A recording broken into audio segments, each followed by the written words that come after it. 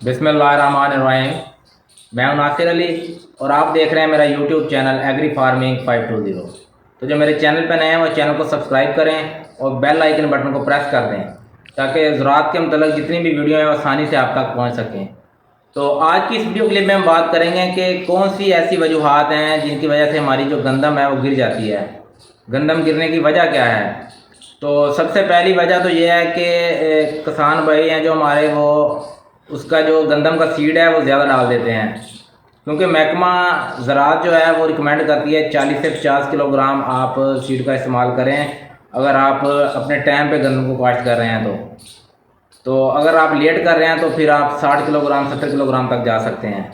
तो किसान भाई ऐसे होते हैं जो 40-50 किलोग्राम के बजाय 70 किलो 80 किलो, और कुछ ज़मींदार ऐसे भी होते हैं जो 100 किलोग्राम तक बीज का इस्तेमाल कर रहे होते हैं। उनका माइंडसेट ये बना हुआ है कि जितना हम ज़्यादा बीज डालेंगे उतनी ज़्यादा हमारी पैदावार आएगी, लेकिन ये इसके उल्ट है। जितना ज़्यादा ज़मींदार भाई सीड का इस्तेमाल करेंगे उतनी ज़्यादा हमारी प्लांट पॉपुलेशन होगी, तो पौधों की तादाद उस एकड़ में ज़्यादा होगी और पौधे जो हैं वो उसकी जो फिज़िकल है शक्ल सूरत वो कमज़ोर हो जाएगा, तो वो मजबूत नहीं होगा, तो जिसकी वजह से गंदम आपकी गिर जाएगी। जब गंदम गिरेगी तो उस पैदावार ऑटोमेटिक आपकी कम हो जाएगी। पहला मसला ये है।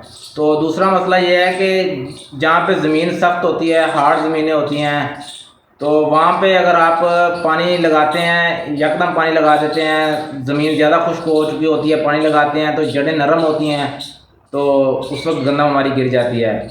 तीसरा मसला यह है कि किसान भाई जो मौसमी अपडेट से आगाह नहीं होते, उनको मौसम के बारे में पता नहीं होता कि बारिशें कब आनी हैं, हवाएं कब चलनी हैं, तो वो इस चीज़ को देखे बगैर उनकी गंदम तैयार हुई होती है तो वो पानी लगा देते हैं। जिस तरह वो पानी लगाते हैं ऊपर से हवा चलती है तो उनकी सारी गंदम जो है वो गिर जाती है।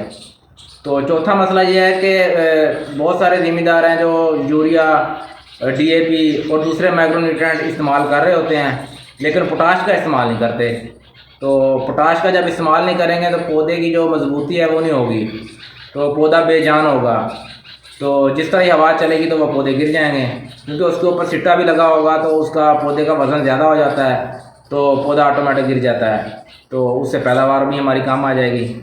तो इन मसलों को हल करने के लिए हम आपको बताएंगे कि क्या करना चाहिए। तो सबसे पहले तो किसान भाइयों को ये चाहिए कि जो महकमा ज़राअत रिकमेंड कर रही है 40 से 50 किलोग्राम बीज का, तो वो बीज इस्तेमाल करें। 40 से 50 किलोग्राम से आप ज़्यादा बीज इस्तेमाल ना करें, क्योंकि आपके प्लांट पॉपुलेशन पूरी होगी और पौधे मजबूत होंगे तो फिर आपकी गंदम नहीं गिरेगी। तो अगर आप लेट हो रहे हैं, लेट काश्त कर रहे हैं, तो फिर आप 10 किलो 15 किलो बीज बढ़ा सकते हैं, इससे ज़्यादा ना बढ़ाएं। तो दूसरी वजह यह है कि जब आपकी ज़मीन सख्त है, अगर सख्त है तो आपने चेक करना है कि आपकी गंदम तैयार हो चुकी है और नीचे हल्की सी नमी मौजूद है, तो फिर आप पानी लगा दें। पानी हल्का लगाना है, ज़्यादा पानी उसको नहीं लगाना भर के, तो हल्का पानी लगाएंगे, नीचे भी नमी होगी तो वो आपकी जो गंदम है वो गिरेगी नहीं। तो तीसरा मसला यह है कि आप मौसमी सूरत हाल से अपडेट रहें। तो आप मोबाइल पे इंटरनेट पे चेक करते रहें कि हवाएं कब चलेंगी, बारिशें कब होंगी, तो उस हिसाब से आप अपनी फसल को आपाशी करें, तो पानी लगाएं। तो ये ना हो कि इधर से आप पानी लगा दें, कल को बारिश हो जाए तो फिर गंदम आपकी गिर जाएगी। इन सारी चीज़ों को आप देख के फिर आप पानी लगाएं। उस वक्त उन दिनों में बारिशें ना हो, हवा ना चल रही हो, फिर आप पानी लगाएं तो आपकी गंदम गिरने से बच जाएगी। चौथा जो है मसला, वो आपने जब गंदम आपकी गोब की हालत में आ जाए तो उसमें आपने सल्फो पोटाश फ्लड करनी है। 12.5 किलोग्राम फी एकड़ के हिसाब से आप सल्फो पोटाश का फ्लड करें। 2 किलोग्राम के हिसाब से आप उसके ऊपर स्प्रे भी कर सकते हैं, जिससे हमारा जो गंदम का पौधा है वो सेहतमंद होगा, उसमें ताकत आ जाएगी, तो वो अपने वज़न पे खड़ा हो सकता है, तो गंदम में मजबूती आएगी तो गंदम गिरेगी नहीं।